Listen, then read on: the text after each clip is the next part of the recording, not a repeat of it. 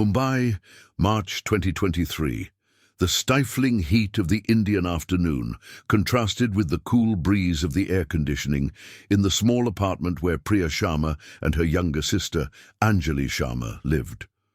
The two young women, aged 28 and 24 respectively, shared a modest two-room space in the Andheri neighborhood, working long hours in a textile factory to support the family they had left behind in their hometown of Jaipur. Priya had always been the more responsible of the two. Since their parents died in a traffic accident 5 years earlier, she had taken on the role of provider and protector. Anjali, on the other hand, was the dreamer, the one who spent her nights browsing social media, admiring the luxurious lives of influencers and celebrities, imagining a different destiny from the one reality offered her. It was through Instagram that it all began. Anjali had created a profile where she posted amateur photos of her attempts at makeup and customized traditional Indian clothing. She didn't have many followers, only about 3,000, but that was about to change in a way she could never have imagined. One Monday morning, while Priya had already left for her shift at the factory, Anjali received a direct message that made her heart race. The profile was from an international modeling agency called Elite Arabian Models. The profile photo showed a luxurious office with views of gleaming skyscrapers. The message was in English, but with a few words in Hindi that showed familiarity with Indian culture. Dear Anjali, we discovered your profile and were impressed by your natural beauty and talent for photography. Our agency works with high-end clients in the Middle East, including members of royal families and billionaire businessmen. We would like to offer you a unique opportunity. One of our most important clients, Sheikh Abdullah Al-Rashid, is organizing a cultural event at his mansion in Dubai and is looking for talented young women from India to participate as models and cultural representatives. The pay would be $50,000 for a week's work, with all expenses paid. Would you be interested? Anjali read and reread the message at least 10 times. $50,000. It was more money than she would earn in 5 years working at the factory. It was a chance to completely change her and Priya's lives, to help her aunts and cousins who still lived in poor conditions in Jaipur, to finally fulfill the dreams she secretly held in her heart. But something bothered her. Why would they choose her, an ordinary girl with few followers? She decided not to respond immediately and waited for Priya to return from work to tell her about the proposal. When Priya came home that night, exhausted as usual, Anjali could barely contain her excitement. She showed the message to her sister, who immediately frowned suspiciously. "That sounds too good to be true, Anju," Priya said, using the affectionate nickname she had for her younger sister. $50,000 for 1 week. Don't you think that's strange? But look at their profile, Anjali insisted, showing the hundreds of glamorous photos of models at luxurious events, always with the hashtag Elite Arabian Models. They have almost 100,000 followers, and look at the comments. They're all girls thanking them for the opportunities they've been given. Priya carefully analyzed the profile. Indeed, it looked professional. There were photos of real events, well-known models, luxurious locations, but her protective older sister instincts kept warning her that something wasn't right. "Let's research this agency," Priya suggested, picking up her cell phone. They spent the next hour searching for information about elite Arabian models. They found a professional website, a few articles on Arab fashion blogs, and even mentions on social media from other girls who had allegedly worked with the agency. What they didn't know was that it had all been meticulously constructed. The website was new, created only 6 months earlier. The articles on blogs were paid publications on obscure websites, and the other girls in the comments were fake profiles, part of an elaborate network of deception. In the following weeks, communication with the agency intensified. A woman who identified herself as Layla Hassan, talent manager, began making video calls with Anjali. Layla was an elegant Arab woman, always well-dressed, speaking impeccable English with a British accent. She showed Anjali the office where she worked, actually a co-working space rented for a few hours, and even introduced other models who were supposedly working at the same event. Sheikh Abdullah is very special, Layla explained in one of the calls. He is an art collector and a great admirer of Indian culture. This event is a celebration of cultural diversity, and he specifically wants authentic young Indian women, not westernized professional models. That's why you're perfect, Anjali. The flattery worked. Anjali began to let her guard down, and even Priya, skeptical by nature, began to consider that perhaps the opportunity was real. After all, the world was full of stories of ordinary people whose lives had been transformed by a stroke of luck, wasn't it? That's when Layla asked the crucial question. Anjali, do you have any friends or sisters who would like to participate as well? The Sheikh was so impressed with your photos that he asked if you knew any other girls with a similar profile. The payment would be the same for each of them. Anjali's eyes lit up. She looked at Priya, who was sitting next to her during the video call. $100,000 in total. It would be enough to buy a house, lift her family out of poverty, start a small business. How could they refuse? My sister, said Anjali, pulling Priya into the camera frame. She's even more beautiful than me, and very talented too. Layla smiled, a smile that didn't reach her eyes. Perfect. I'll send the contracts and plane tickets to both of you. The event is in 3 weeks. You'll love Dubai. That night, the Sharma sisters could hardly sleep. They talked late into the night about what they would do with the money, what it would be like to live for a week in a sheikh's mansion, how their lives were finally about to change. What they didn't realize was that their lives would indeed change, but in a way far different and infinitely more terrifying than any of their dreams or nightmares could have predicted. The contracts they would sign in the coming days were not modeling contracts. The plane tickets would not take them to a cultural event.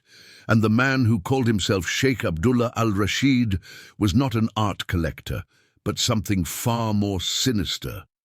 The trap was set, and the Sharma sisters were about to walk right into it.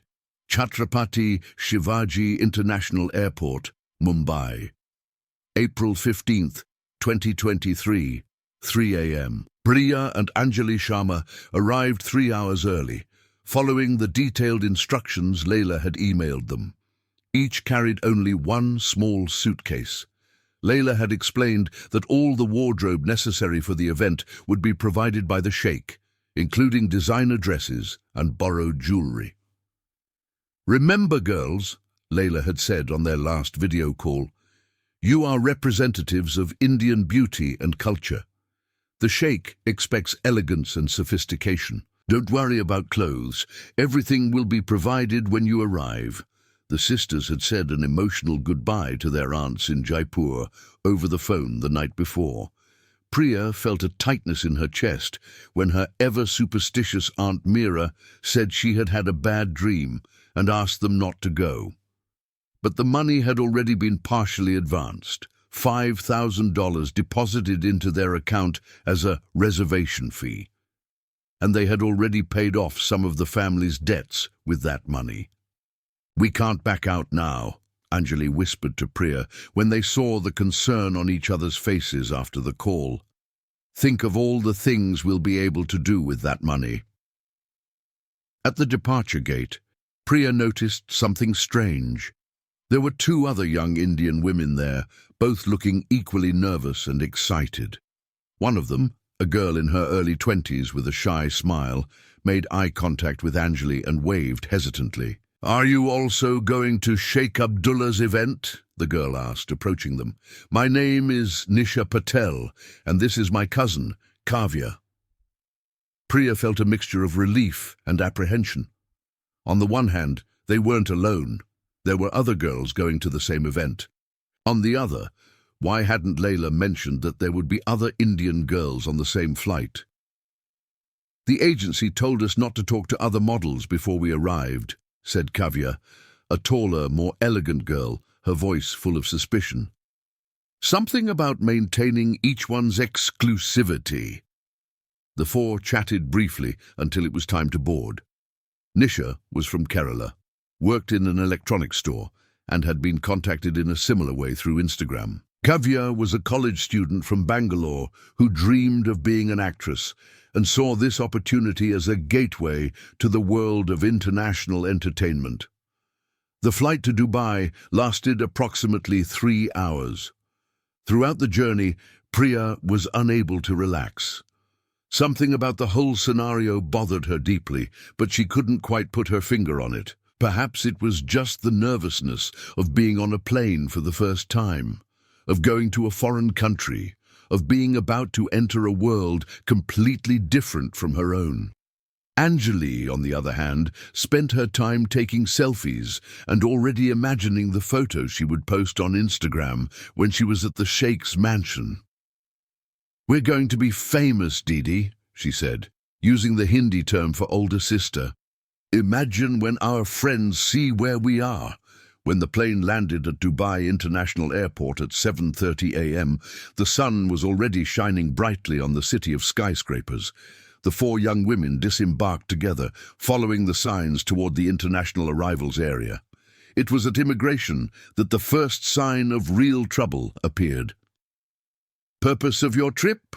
asked the immigration officer, a stern-looking middle-aged Arab man examining Priya's passport. "Modeling work," Priya replied, showing him the printed invitation Layla had sent, an apparently official document with the letterhead of Elite Arabian Models and a letter from a supposed sponsor. The officer frowned and typed something into his computer. Then he looked at Priya with an expression she couldn't quite decipher. Was it pity, concern, or just the professional boredom of someone who saw thousands of passports a day? "Do you have a return ticket?" he asked. "Yes, in 7 days," Priya replied, showing him the confirmation on her cell phone. The officer stamped her passport and waved her through. The same procedure was repeated with Anjali, Nisha and Kavya. They were all cleared, but Priya noticed that the officer exchanged meaningful glances with another colleague nearby, as if silently communicating something. In the arrivals area, a man was holding a sign with the four girls' names on it. He was tall, probably of Pakistani or Afghan origin, dressed formally in an impeccable black suit. He did not smile when they approached him. "Passports," he said simply, holding out his hand. "Excuse me." Priya hesitated. "Why do you need our passports?" "Standard procedure for sponsored visitors. They will be kept safe in the office and returned when you leave," said the man with a heavy accent that made his English almost incomprehensible. The four women looked at each other. It didn't seem right, but the man was already impatient and they didn't want to cause trouble right after arriving. Reluctantly, they handed over their passports. The man led them to a black van with completely tinted windows. There was no vehicle identification, no modeling agency logo, nothing to indicate that this was professional transportation. The driver, another Arab-looking man, didn't say a single word. During the ride, Priya tried to pay attention to the route, but the tinted windows made it difficult to see clearly outside. She noticed that they weren't heading towards downtown Dubai, where the famous skyscrapers she had seen in photos were located. Instead, the car was heading for a more remote area, passing unfinished buildings and empty lots. "Where are we going?"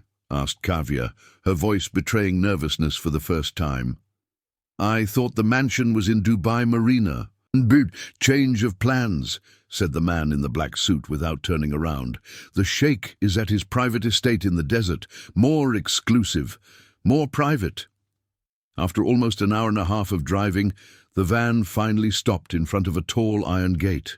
There were security cameras everywhere, and armed guards checked something on tablets before opening the gate. The property was huge, surrounded by walls at least 4 meters high, with barbed wire on top. The mansion that appeared before them was nothing like the glamorous images Layla had shown them. It was a modern but austere building, lacking the luxurious architectural details typical of Arab palaces. It looked more like a fortress than a residence. When the van stopped in front of the main entrance, the man in black finally turned to face them. His cold gaze swept over each of the four young women as if he were evaluating merchandise. "Welcome," he said, and there was something in his tone that made Priya's blood run cold. "Sheikh Abdullah is eager to meet you." The van doors opened. There was no turning back. The four young women got out of the van under the scorching desert sun. The heat was suffocating, completely different from the humid heat of Mumbai that Priya and Anjali were used to. This was a dry heat that burned their throats with every breath. Two women dressed in full black abayas, showing only their eyes, appeared at the door of the mansion and gestured for the girls to follow them. They did not speak a single word. "Where is Layla?" Anjali asked, her voice sounding smaller and more frightened than she intended. "She said she would be here to welcome us." The man in black completely ignored the question. "You will be taken to your rooms. Take a shower. Rest. Someone will come for you later." The interior of the mansion was cold and impersonal. The hallways were long and white, lit by fluorescent lights that hummed softly. There were none of the luxurious decorations, Persian rugs, or crystal chandeliers Anjali had imagined. It looked more like a hospital or an institution than the residence of a billionaire sheikh. The women in black led each girl to a different room. When Priya realized that she and Anjali would be separated, she grabbed her younger sister's arm. "No," she said firmly, looking at the women. "We share a room. We're sisters." One of the women finally spoke in heavy, guttural English. "Each of you has your own room. Don't argue." Priya tried to protest, but the woman was already pushing Anjali gently but firmly toward another hallway. The last thing Priya saw was her younger sister's frightened face, looking back before disappearing around the corner.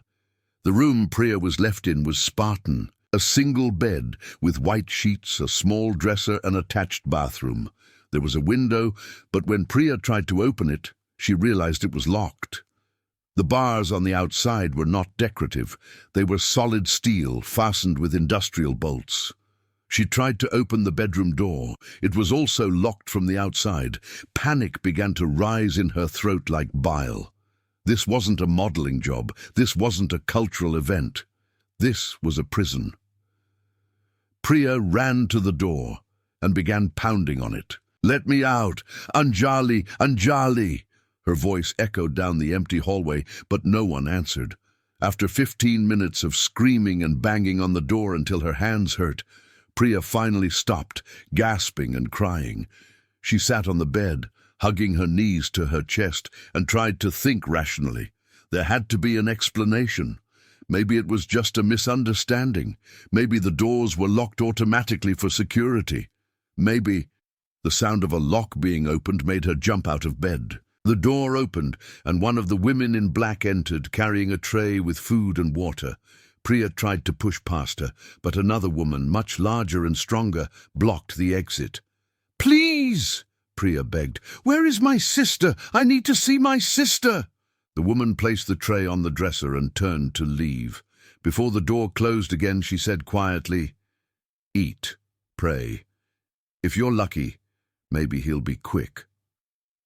The door slammed shut, and Priya heard the lock click back into place. The next few hours were the longest of Priya's life. She didn't touch the food. Her stomach was too upset. Instead, she explored every inch of the room, looking for some way to escape. The window was impossible. The door was too solid. The bathroom had no windows, just a small ventilation duct too narrow for a person to squeeze through. She tried to use her cell phone, but there was no signal. When she tried to connect to Wi-Fi, all the networks were password protected. She was completely isolated, At dusk, Priya heard screams. They were distant, muffled by the thick walls, but unmistakable. A female voice screaming in Hindi, "No! Please! No!" Priya recognized the voice immediately. It was Kavya. She banged on the door again with all her might, screaming until she was hoarse. "Leave her alone! What are you doing to her?" No one came. The screams eventually stopped, replaced by an even more terrifying silence. Hours later, it was night. Priya was sitting in the corner of the room, hugging her knees, when she heard the lock again. This time a different man entered. He was Arab, about 50 years old, wearing a traditional white thobe and a red and white guthra on his head. His eyes were cold and calculating. "Priya Sharma," he said her name as if savoring each syllable. "You are the oldest, the protector. I like that." "Who are you?" Priya asked, her voice trembling. "Where is Sheikh Abdullah?" The man smiled. "There is no Sheikh Abdullah. There is no cultural event. There is no modeling agency." He approached slowly, like a predator circling its prey. "But you already knew that, didn't you? Somewhere in the back of your mind. You always knew this was too good to be true." Priya stood up, pressing her back against the wall. "What do you want from us?" "That doesn't matter," he said. "What matters is that the four of you now belong to me. Your passports are locked in a safe. Your cell phones will soon be confiscated. You are 40 kilometers from the nearest town, surrounded by desert. Even if you managed to leave, where would you go?" "People will look for us," Priya said, trying to sound brave. "Our family knows where we are." The man laughed, a cold, cruel sound. "Your family knows you went to Dubai to work at an event. When you don't return, they'll receive a message from your phone saying you've decided to stay longer. Then another message saying you're traveling around the Middle East. And then silence. You won't be the first to disappear like this. And you won't be the last." Priya felt her legs buckle. "Please," she whispered. "Please don't hurt my sister. She's just a child. Do whatever you want with me, but leave Anjali alone." The man tilted his head, studying her. "How noble, but you don't decide anything here." He turned to leave, but paused at the door. "Tomorrow night there will be a dinner party. 4 very important guests will be coming, very wealthy men who have paid a lot of money for special entertainment. You will behave, you will smile, you will do exactly as you are told, because if you don't—" He didn't need to finish the sentence. The threat hung in the air like toxic smoke. After he left and the door locked again, Priya finally allowed the tears to fall freely. She had failed. She had failed to protect Anjali. She had failed to see the warning signs. She had failed as an older sister. But as she cried in the darkness of that prison room, something began to burn inside her. It wasn't despair. It was anger, a cold, calculated anger. They had made a mistake in underestimating her. She wasn't just a frightened victim. She was a survivor, and she would find a way to get her sister out of there, even if it was the last thing she ever did. The next morning, Priya was awakened by the sound of the door opening. 2 women entered carrying long, elegant dresses, high heels and makeup boxes. They said nothing, just placed everything on the bed and gestured for Priya to get ready. "Where is my sister?" Priya asked for the 10th time. "I need to know if she's okay." One of the women finally replied, her voice low and urgent. "Be quiet. Obey everything they tell you. It's the only way to survive." There was something in her eyes, a warning, perhaps even compassion. "I was once like you. That was 5 years ago. Do what they say, and maybe you'll live long enough to escape." Before Priya could respond, the woman had already left, leaving her alone with the clothes and the weight of that terrible revelation. At 7 o'clock in the evening, all 4 girls were gathered together for the first time since their arrival. The meeting took place in a large, opulent hall, the first truly luxurious room Priya had seen on the property. There was a long table set for 8, With silver cutlery, expensive crystal and scented candles, Anjali rushed to Priya as soon as she saw her, hugging her older sister with desperate force. She was shaking. "Didi, I'm so scared. What's going to happen to us?" Priya cupped her sister's face in her hands, forcing herself to appear stronger than she felt. "Listen, Anju. No matter what happens tonight, you stay close to me, understand? And if I tell you to run, you run. Don't look back." Kavya stood in a corner, her eyes empty and distant. There was a purple bruise on her left arm. Nisha cried silently, her hands shaking as she tried to fix her hair. The man in the white thobe entered, accompanied by 4 other men. They were all Arabs, all middle-aged or older, all dressed in expensive traditional clothing. They spoke in Arabic, laughing loudly, their eyes scanning the young women as if they were pieces on display. "Sit down," the man ordered, pointing to the chairs next to each guest. Priya was seated next to a fat man with a grey beard who smelled of strong perfume and cigarettes. Anjali was seated across the table from her, next to a younger man, perhaps in his 40s, whose eyes gleamed with a cruelty that made Priya's stomach churn. Dinner began. Elaborate dishes of Arabic food were served by silent servants. The men ate and drank, talking among themselves in Arabic, occasionally asking the girls questions in broken English. "How old are you?" the man next to Priya asked, placing his hand on her thigh under the table. Priya stiffened, but forced herself not to react violently. The woman in black had told her to obey. 28, she replied, her voice barely coming out. "Good age," he said, squeezing her leg. "Not too young, not too old. Have you been with a man?" Priya didn't answer. Her hands gripped her fork so tightly that her knuckles turned white. Across the table, she could see Anjali trying to discreetly move away from the man next to her, who was now running his fingers through her hair, inhaling her perfume, exaggeratedly. Anjali's eyes met Priya's, filled with silent terror. That's when Kavya stood up abruptly, knocking over her wineglass. "I can't take this anymore," she shouted in Hindi. "You can't keep us here. This is kidnapping. This is—" She didn't finish her sentence. The man in the white thobe, apparently the leader, calmly stood up, walked over to her, and slapped her hard across the face. The sound echoed through the room. Kavya fell back into her chair, clutching her face, blood dripping from her split lip. "Anyone else want to argue?" he asked calmly, looking at the other 3. No one moved.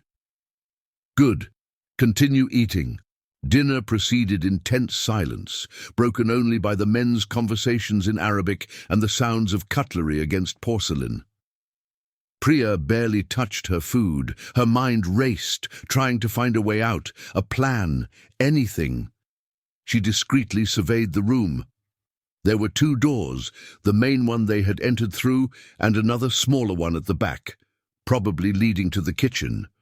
There were windows, but they had bars. There were servants, but they kept their eyes down, clearly trained not to interfere with anything that happened there. After dinner, the men stood up. The leader clapped his hands twice. "Now, the real entertainment of the evening." The 4 girls were taken back to their rooms, but this time accompanied by the men who had dined beside them. The hallway split in 4 different directions. Priya saw Anjali being pushed to one side, Nisha to another. "No!" Priya screamed, trying to run toward her sister. "Leave her alone. I'll do whatever you want, but don't touch her." 2 guards held her, their hands like iron claws on her arms. She saw Anjali looking back, screaming her name before disappearing around the corner. The fat man who had sat next to Priya during dinner smiled. "Don't worry, soon you'll be too busy to think about your sister." He pushed her into a different room from the previous one. This one had a larger, more luxurious bed and softer lighting. There was champagne in an ice bucket beside the bed.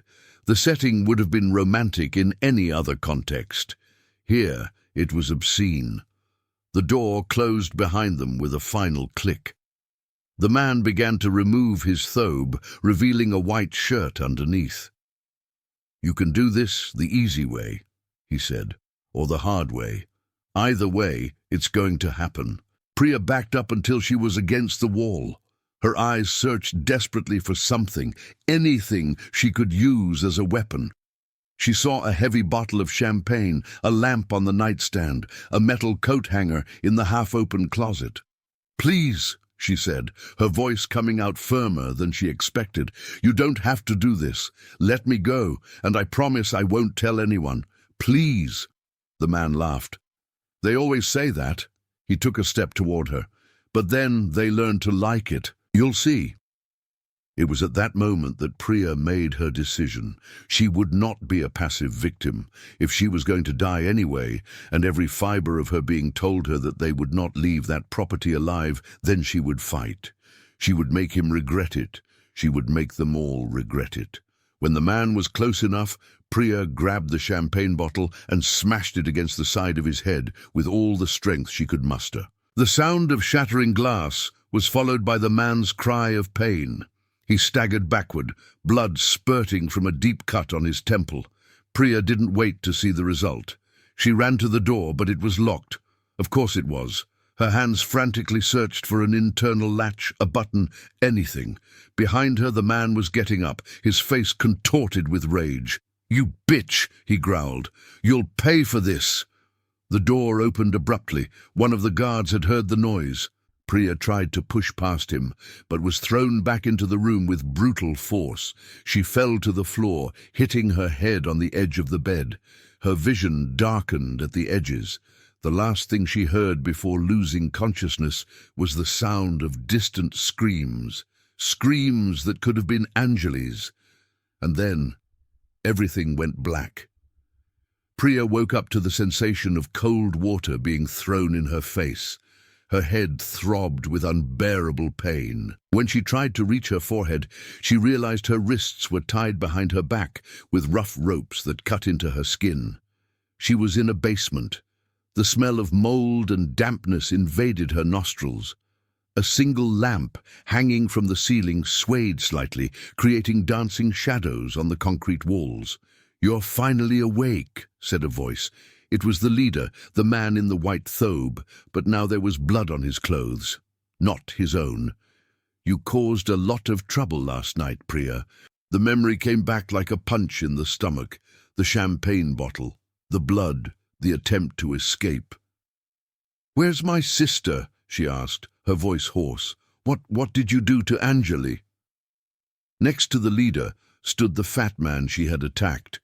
He had a thick bandage on the side of his head, and his eyes burned with hatred. "Your sister has learned to be obedient," he said with a cruel smile. "Unlike you." Priya felt tears burning her eyes, but she refused to let them fall. She wouldn't give them that satisfaction.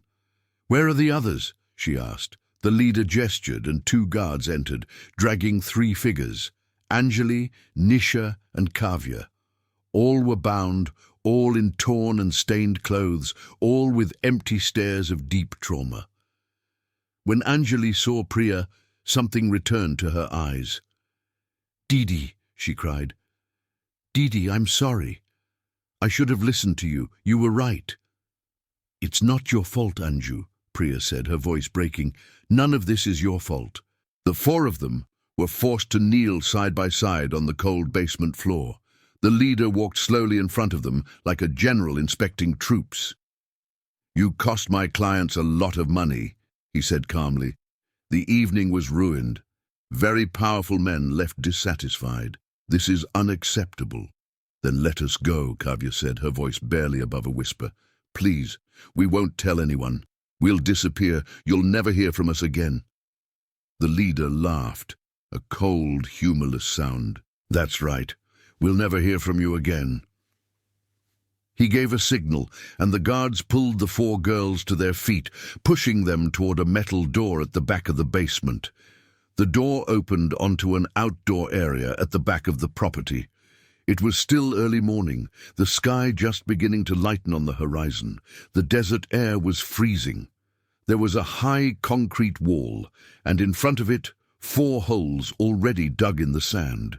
Priya felt her knees buckle when she understood what she was seeing. They weren't just holes, they were graves. "No!" Nisha began to cry hysterically. "Please, no, I have a sick mother. She needs me. Please!" "Someone will look for us," Kavya shouted. "The authorities will find out. You can't just kill 4 women and think you'll get away with it." The leader approached her and grabbed her face tightly. "Silly girl. Do you think you're the first?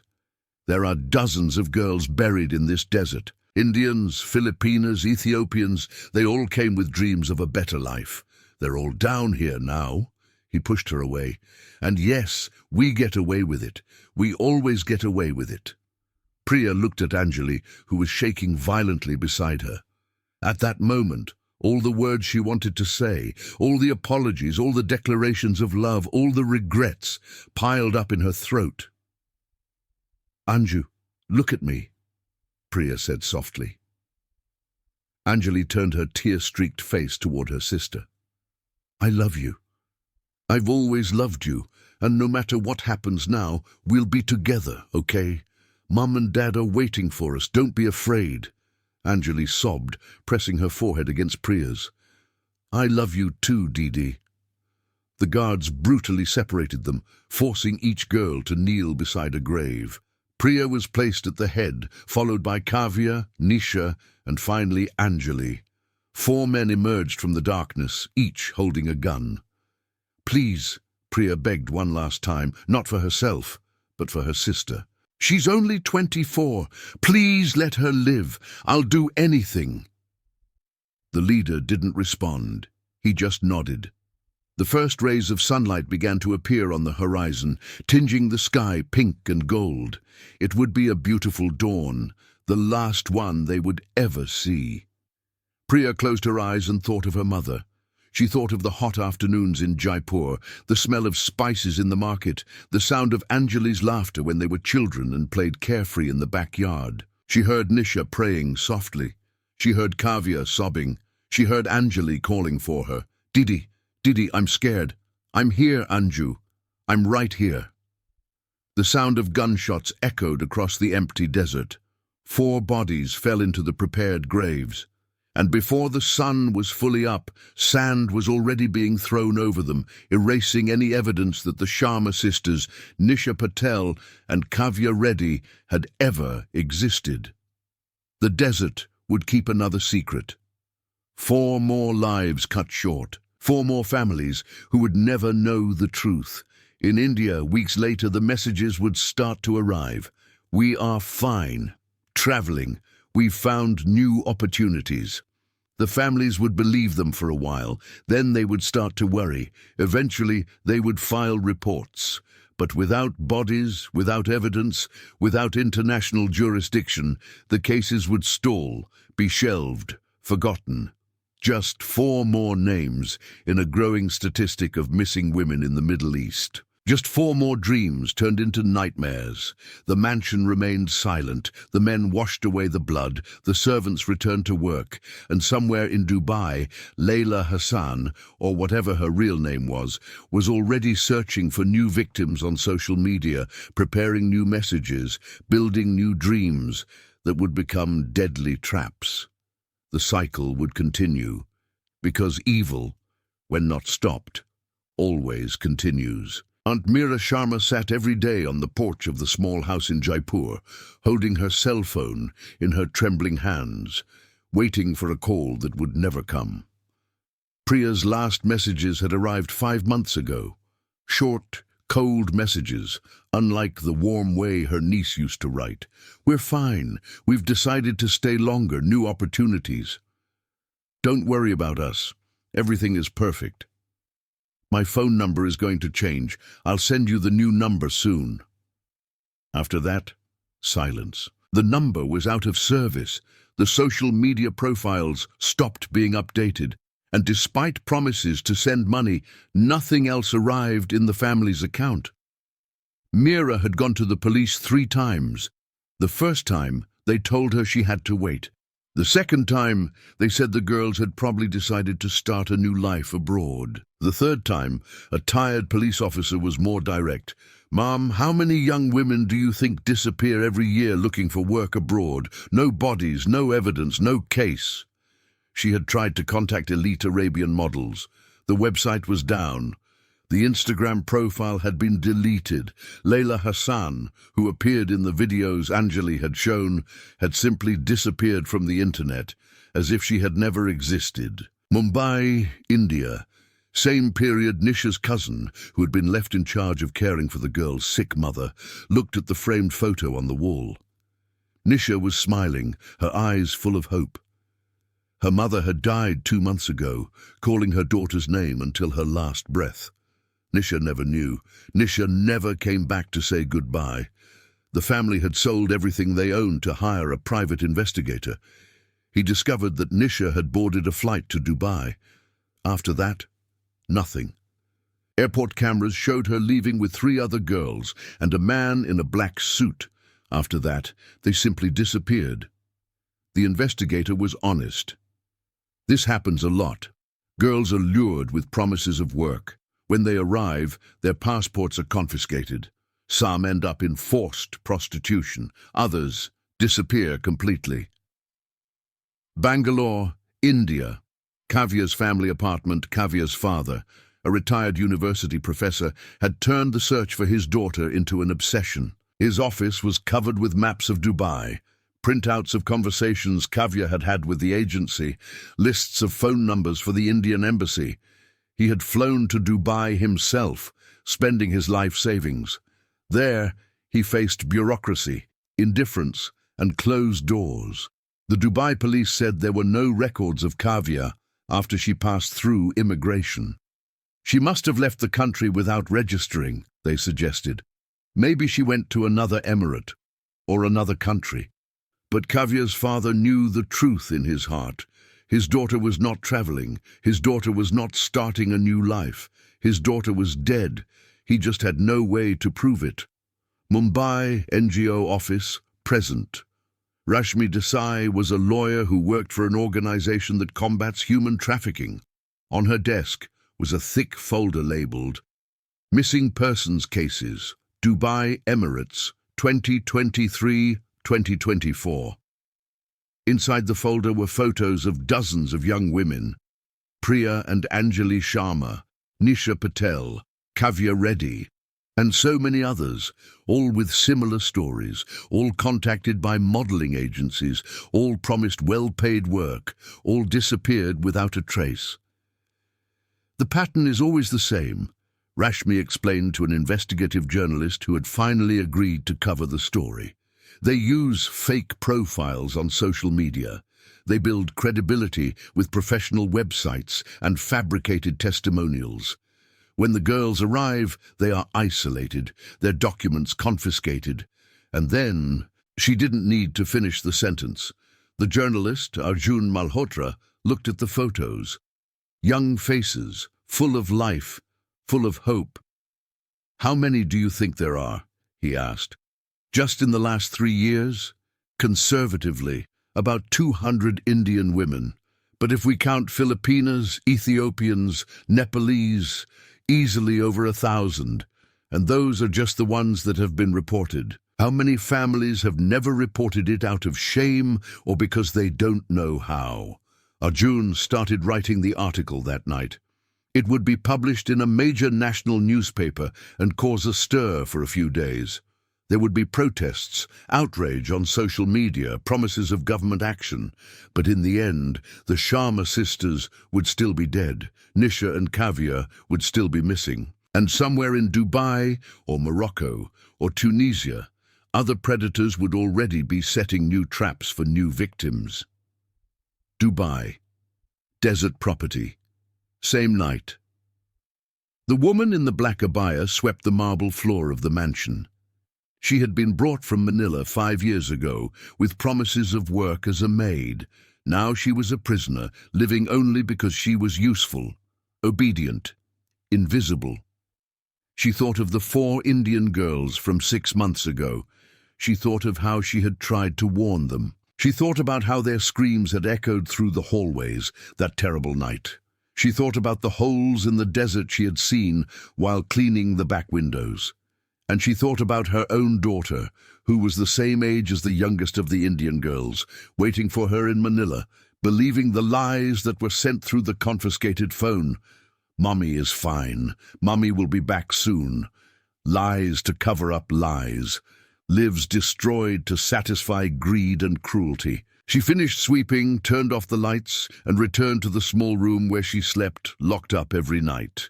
Tomorrow would be another identical day, and in a few months, perhaps new girls would arrive, new victims with new dreams that would turn into nightmares. The cycle never ended, because as long as there is poverty, there will be despair. As long as there is despair, there will be dreams. And as long as there are dreams, there will be those who turn them into deadly traps.